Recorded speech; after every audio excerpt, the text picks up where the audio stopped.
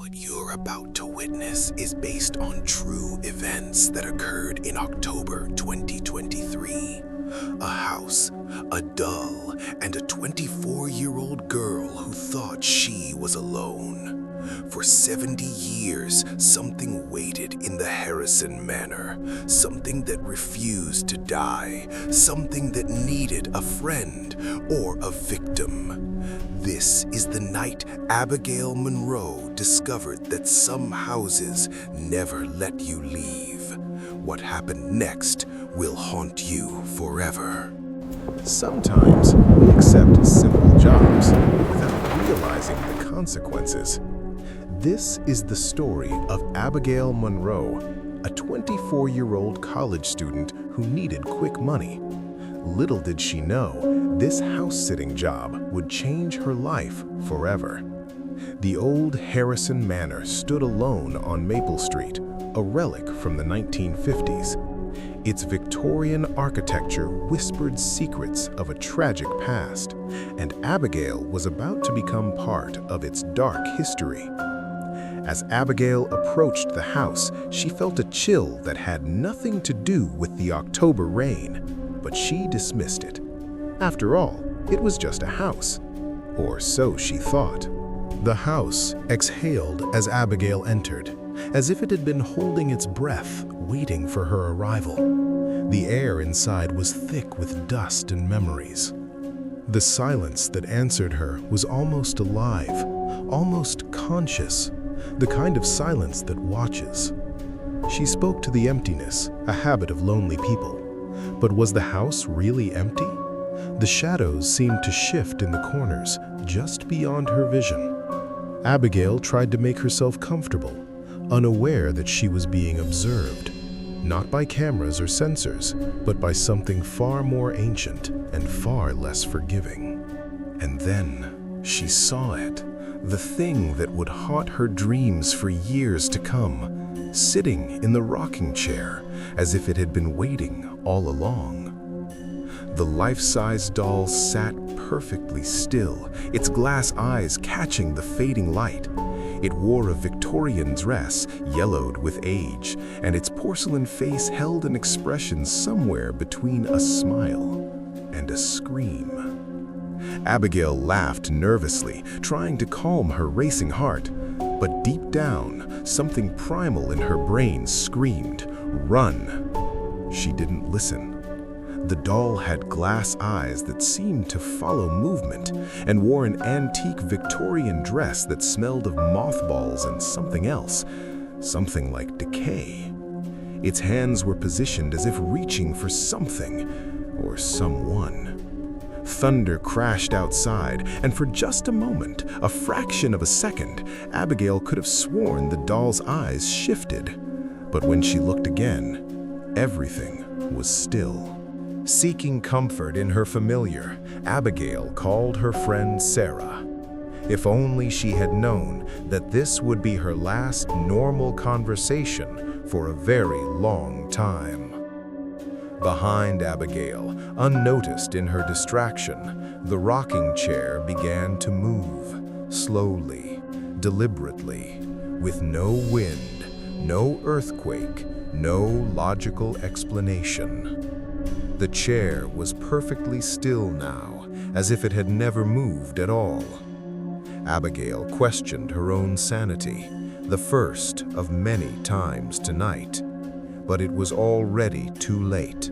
The weird had already begun. The house had claimed another guest, and it wasn't planning to let her go easily. Curiosity, that ancient human curse, drove Abigail deeper into the house. Each room held its secrets, each shadow its own story. The stairs groaned under her weight, each step a wooden complaint that echoed through the house. Or were those echoes? Sometimes sounds came from above when she stepped below. The house was speaking its own language. The dress she touched was small, a child's dress, and it smelled of lavender and something darker, like tears that had dried decades ago. In the darkness, Abigail felt it again, that sensation of being watched, of not being alone. Her hairs on her neck stood at attention. And here, in this dusty repository of forgotten moments, Abigail found the first piece of the puzzle, the first clue to the nightmare she had entered. The photograph showed a family, father, mother, and a young girl with blonde curls and a bright smile. She was holding the doll's hand. They looked like they belonged together, inseparable. The crash from below shattered the silence like breaking glass. Abigail's blood ran cold. Every horror story has a moment.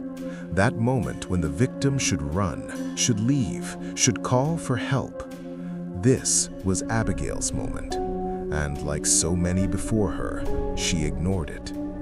But Abigail knew in that deep place where instinct lives that she was lying to herself. The wind doesn't close windows. The wind doesn't lock doors. The wind doesn't move dolls. The doll had moved, not far, just a few inches, but it was no longer facing the window. Now it was looking directly at the stairs, looking exactly where Abigail had been standing minutes before. Sense, logic, reason, all the tools humanity uses to understand the world were useless here. This house operated on different rules, ancient rules. She wanted to believe she was crazy. Insanity would have been comforting compared to the alternative. But the photo didn't lie. The position had changed. And in that moment of silence, Abigail realized something terrifying. Whatever was in this house was playing with her, testing her, and enjoying it. Denial is a powerful drug. Abigail convinced herself that exhaustion and stress were playing tricks on her mind. If only that were true. She was talking to herself, or was she talking to the house, to the doll, to whatever presence filled every corner with invisible dread? But someone was here, or something. The footsteps were deliberate, measured, purposeful. They moved across the ceiling above her head, each step perfectly timed, heading toward the stairs. The silence that followed was worse than any sound. It was the silence of something waiting, something patient, something that had all the time in the world. Her voice trembled despite her brave words. The knife shook in her hand. Every instinct screamed at her to run, but where could she go? Every room was empty, every closet, every corner, every shadow. Nothing. But the absence of an explanation was almost worse than finding an intruder. The doll was no longer sitting, it was standing next to the rocking chair, its porcelain hands clasped in front of it, its glass eyes reflecting the lamplight, standing as if it had simply decided to stand up. Abigail's scream echoed through the house, bouncing off walls that had heard screams before. The house knew that sound. It remembered. Casting brief. Horror documentary narrator. Project: The Cursed Doll. 43-minute horror documentary/story. Voice type needed. Male, 40 to 55 years old. Voice age, not actual age. Deep, rich, authoritative voice. Capable of range, mysterious to terrifying to empathetic. Experience with horror, documentary, or dramatic narration preferred. Inspiration/reference voices. Keith David, various documentaries. James Earl Jones, Gravitas and Warmth. Lance Henriksen, menacing yet sympathetic. Peter Coyote, documentary narration. Performance requirements. Ability to sustain consistent character for 43 minutes. Comfortable with whispered delivery and dramatic pauses. Can convey empathy and warmth, not just scary. Natural breathing and pacing, not robotic. Takes direction well for multiple takes. Script notes. 5,800-word narration script. multiple emotional shifts required. Some sections require intense, scary delivery. Other sections require gentle, sympathetic delivery. Ending requires thoughtful, reflective tone.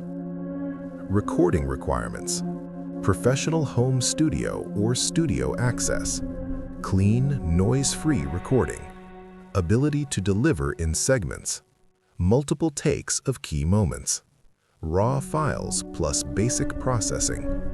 Usage: YouTube horror content, worldwide digital distribution, commercial use. When confronted with the impossible, the human mind seeks the rational. Abigail needed answers. She needed logic to save her from the illogical nightmare surrounding her. And there it was, the truth that Mrs. Harrison had conveniently forgotten to mention. The tragedy that soaked into the walls of this house like blood into wood. Emily Harrison, a child who never got to grow up, a child whose parents couldn't let her go, a child who might still be here, trapped between worlds, lonely and afraid and angry. But was it? In a house where dolls stood up on their own, where footsteps echoed from empty rooms, insanity might be the sanest response. The laughter of a child should be joyful, but this laugh carried decades of loneliness, of being forgotten, of waiting in the dark for someone, anyone, to notice her. Fear turned to panic. Panic turned to survival instinct. Abigail had to leave, had to escape, but the house had other plans. The door that had opened so easily hours before was now sealed shut. The same lock, the same door, but now it might as well have been solid concrete. Every exit sealed, every escape route blocked. The house had become a cage, and Abigail was the bird trapped inside, wings beating uselessly against invisible bars. Technology, that modern comfort, was useless here. The house existed outside normal rules, outside normal physics, outside help. And there she stood, the doll, no longer an object, no longer just porcelain and fabric. She had become something more, something aware, something that had been waiting for this moment for 70 years. And then, Abigail heard it. The voice of a child who should have grown old, should have lived and loved and laughed. The voice of Emily Harrison, frozen forever at 7 years old. The voice was small, fragile, like wind through autumn leaves, but underneath it was something else. Something that had been alone too long. Something that had learned to be angry. In death, Emily had become one with the doll her parents had made for her. Her consciousness, her spirit, her very essence had merged with porcelain and glass. She was the doll. The doll was her. For 70 years, Emily had watched people come and go. House sitters, visitors, potential buyers. All of them fled. None of them stayed. None of them understood her loneliness. The anger of a child is pure, uncomplicated. But the anger of a ghost child, one who has been alone for decades, is something else entirely. It's rage mixed with desperation, fury born from endless solitude. The house itself seemed to respond to Emily's emotions.